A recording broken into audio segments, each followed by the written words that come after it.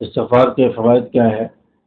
رسول اللہ صلی اللہ علیہ وسلم نے ارشاد فرمایا کہ میرے دل کے اوپر کبھی کبھار غبار آ جاتا ہے، میں 100 مرتبہ استغفار کرتا ہوں تو میرے دل سے غبار ہٹ جاتا ہے۔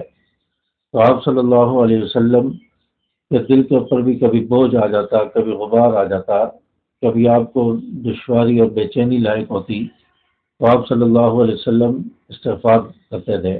100 مرتبہ آپ صلی اللہ علیہ وسلم استغفار کرتے ہیں۔ تو استغفار کا سب سے بڑا فائدہ یہ ہے کہ انسان کے دل کے اوپر غبار آ جائے، گھبراہٹ ہو جائے، پریشانی ہو جائے، تو انسان کا دل کا غبار جو ہے وہ استغفار کرنے سے ہٹ جاتا ہے۔ یہ سب سے بڑا فائدہ ہے۔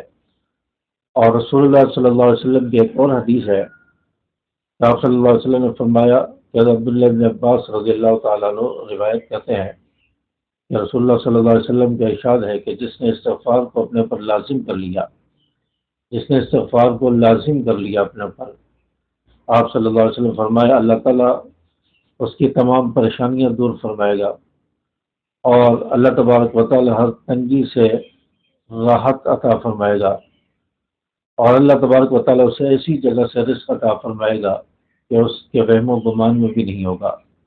یعنی یہ 3 فوائد آپ صلی اللہ علیہ وسلم نے استغفار کے بتائے ہیں۔ حضرت عبداللہ بن عباس رضی اللہ تعالیٰ عنہ حدیث کے راوی ہیں۔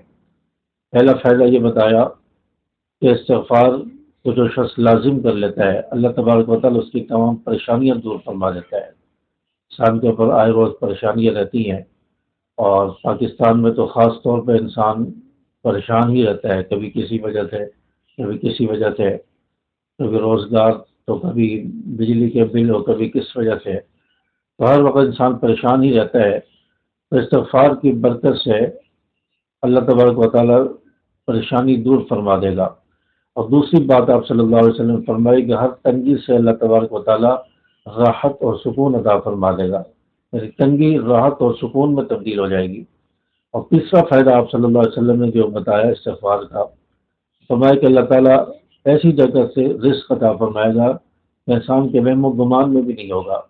رزق کا مسئلہ انسان کا سب سے بڑا مسئلہ ہے، اس کے لیے انسان 24 گھنٹے کوشش میں لگا رہتا ہے رزق حاصل ہو جائے، تو رزق کا سب سے بڑا مسئلہ ہے۔ تو تیسرا فائدہ آپ صلی اللہ علیہ وسلم نے اس حدیث میں بتایا کہ ایسی جگہ سے اللہ رزق عطا فرمائے گا کہ اس کو وہم و گمان بھی نہیں ہوگا۔ اور قرآن پاک میں بھی اللہ تبارک و تعالیٰ نے فرمایا ہے وَمَن يَتَّقِ اللَّهَ يَجْعَل لَّهُ مَخْرَجًا وَيَرْزُقْهُ مِنْ حَيْثُ لَا يَحْتَسِبُ۔ جو اللہ سے ڈرتا ہے، تقوی اختیار کرتا ہے، اللہ تعالیٰ اس کے لیے تنگیوں سے نکلنے کا راستہ بناتا ہے۔ وَيَرْزُقْهُ مِنْ حَيْثُ لَا يَحْتَسِبُ، اور ایسی جگہ سے رزق عطا فرمائے گا کہ اس کے وہم و گمان میں بھی نہیں ہوگا۔ تو استغفار کے یہ فوائد ہیں۔ استغفار ہر روز کیا جائے، لازم اپنے اوپر کر لیا جائے، تو اس سے یہ فوائد حاصل ہوں گے۔